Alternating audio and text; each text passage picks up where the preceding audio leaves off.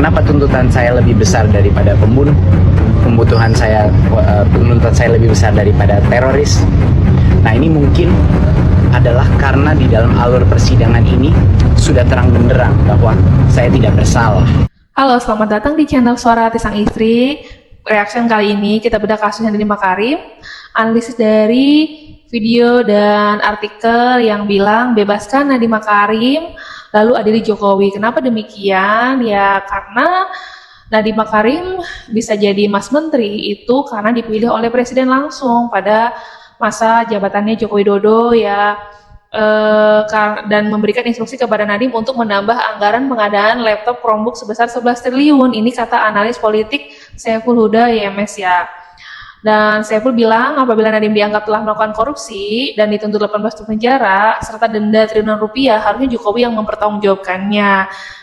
Dan pada saat persidangan juga Nadiem Makarim ini tuh menjelaskan detail seperti apa Nadiem bisa sampai jadi menteri. Maaf, kita lihat simak videonya. Saya menjadi menteri itu bukan keputusan yang mudah. Pada saat itu saya sudah siap-siap menolak permintaan menjadi menteri dari Pak Presiden Jokowi, karena asumsi saya adalah saya pasti ditawarkan mungkin yang di bidang investasi atau UMKM atau nggak tahu mungkin BUMN atau mungkin ekonomi kreatif, hal-hal yang walaupun itu lebih mendekat dengan bidang saya, tapi saya sama sekali tidak punya keinginan untuk menjadi menteri. Karena saya tahu menjadi menteri itu untuk orang jujur ya adalah bukan hal yang menyenangkan. Untuk orang yang tidak jujur bisa sangat menyenangkan. Tapi untuk orang yang jujur dan tidak haus untuk kekuasaan atau punya ambisi, itu bukan suatu hal yang menyenangkan. Jadi saya sudah siap-siap menolak. Tetapi waktu saya mengetahui bahwa ini adalah untuk pendidikan, saya berubah. Saya langsung dilema. Di satu sisi ini di luar nalar saya bahwa Pak Presiden saat itu ingin saya melakukan reformasi pendidikan. Di sisi lain, kalau saya menanya hati terdalam saya, ini adalah menurut saya amanah yang terpenting untuk negara ini, karena pada saat itu saya harus jujur, kondisi sistem pendidikan kita itu bukan cuma kritis, tapi kalau pasien itu bisa dibilang sudah koma, sudah stagnan berpuluh-puluh tahun. Jadi saya ada keputusan bagaimana, apa yang saya lakukan. Semua teman-teman saya, rekan kerja saya dan lain-lain semuanya menyebut bahwa jangan diambil, nanti kamu dikerjain, kamu nggak punya backing politik, kamu udah sukses di Gojek, udah gedein aja Gojek, itu kan juga banyak impact sosialnya di Gojek gitu. Tapi saya langsung berpikir, contoh apa yang saya mau tinggalkan kepada anak saya pada saat mereka besar? Apakah dalam waktu 10 tahun saya akan bercerita kepada anak-anak saya bahwa ayahnya ditawari kesempatan untuk membangun generasi penerus bangsa dan menolaknya karena takut, karena tidak mau nyaman, atau senario lainnya, ayahnya menerima jabatan itu tapi gagal dan dihujat? Antara dua opsi ini, mana yang saya lebih baik? Seperti kata-kata yang Nadiem Makarim ya, tidak ada di dunia ini pengabdian seperti pengorbanan. Tapi sekarang dia lepaskan Gojek Gotonya itu, dia berkorban untuk negara, dan dia sekarang harus berproses dengan hukum yang mungkin sama sekali sepeser pun tidak dia terima, tapi dituduh korupsi. Itu pun kan jadi kayak, kenapa bisa dapat ujian sebesar ini ya? Tapi sebenarnya sudah dikhawatirkan juga oleh seorang di sini, was-was gitu pada saat Nadiem Makarim tuh kenapa harus mau jadi menteri? Kita dengar video lanjutannya seperti apa. Sebenarnya agak was-was Nadiem masuk pemerintah.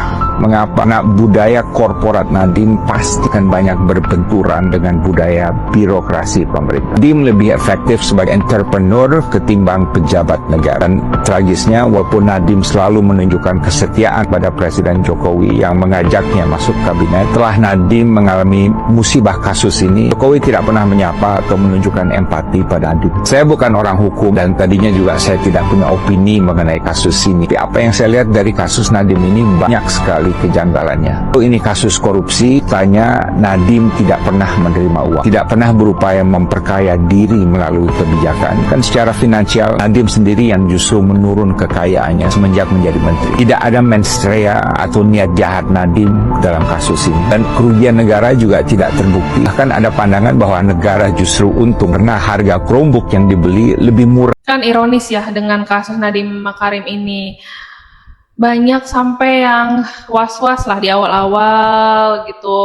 Mungkin Nadiem Makarim juga niatnya baik, tapi sekarang harus dibayar mahal kan. Sejauh ini Nadiem Makarim prosesnya dituntut sampai 18 tahun penjara gitu kan, harus bayar dendanya juga sampai triliunan. Dia udah korbanin karir di Gojek gitu. Nadiem Makarim itu juga ditanggapi oleh Mahfud MD ya kan.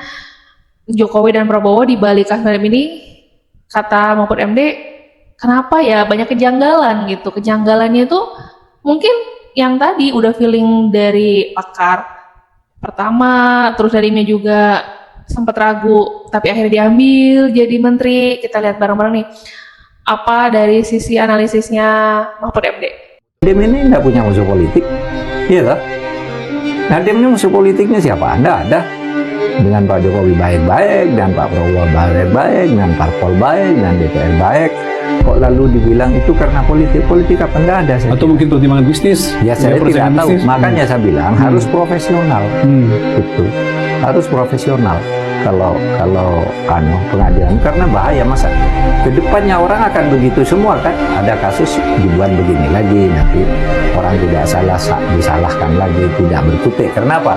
Karena jawabannya ya, ketika nangkap orang, saya enggak jawab nanti di pengadilan, kan gitu kan? Iya. Sesudah di pengadilan, wah enggak bisa gitu. Kalau enggak puas naik ke pengadilan tinggi, kan gitu. Saya melihat sekarang ini pengadilan seperti kejaran ya. Ya seorang itu. Harus ada nih kasusnya. Kejar jumlah penuntutan gitu Pak ya. Gimana tanggapannya dari pernyataan Mahfud MD juga? Sebenarnya niatnya Nadiem Makarim itu baik, ingin membantu secara pendidikan di Indonesia ini tuh lebih maju ya. Mungkin dari sisi mental pendidikan di kita belum siap, atau pada saat masa Covid itu harus serba online dan harus ngebut belajar digital gitu kan.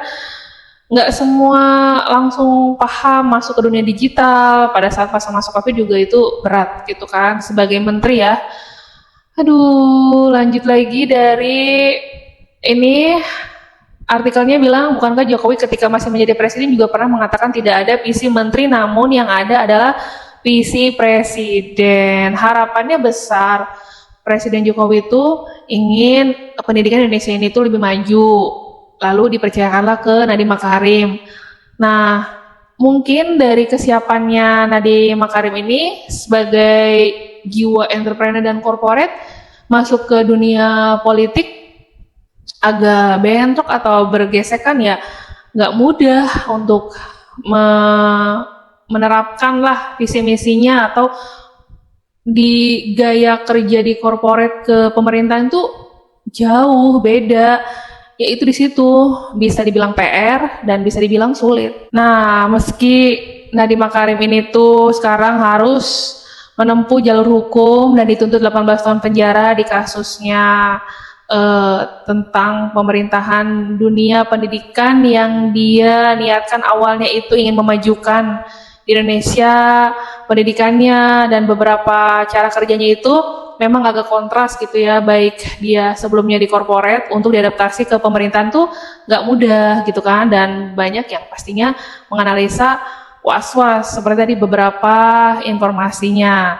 Tapi Nadiem Makarim ini tuh tak menyesal masuk pemerintahan ya, mungkin karena sudah niat awalnya baik, walaupun ujiannya harus seperti ini, akhirnya Nadiem Makarim mungkin dapat pembelajaran dan hikmahnya dengan kasus yang sedang dia jalanin, sampai ada pesan-pesan yang menurut aku tuh ini pesannya sebagai kita manusia yang punya hati nurani, pasti kita juga turut berempati di kasus Nadiem Makarim itu, ambil sisi baiknya.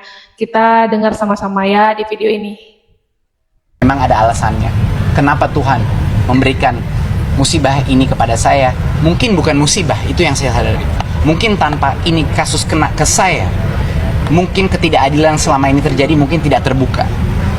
Mungkin bagi teman-teman lain yang tidak punya nama saya, tidak punya suara saya, mungkin hal-hal ini terjadi terus dalam sistem keadilan kita dan tidak pernah terbuka. Jadi mungkin itulah Allah memilih saya untuk mengalami ini agar masyarakat mengetahui, agar generasi muda yaitu masa depan Indonesia mengetahui perjuangan kita masih panjang di sini. Ya. Silakan, mungkin saya akan menanyakan kalau ada. Saya akan ucapkan sekali lagi, saya tidak pernah menyesal bergabung dalam pemerintahan. Untuk mencari uang itu bisa seumur hidup. Untuk membantu generasi penerus bangsa kita menjadi lebih baik, itu hanya kesempatan sekali dalam hidup. Jadi saya tidak mungkin akan menolak jabatan atau amanah itu pada saat ditawarkan.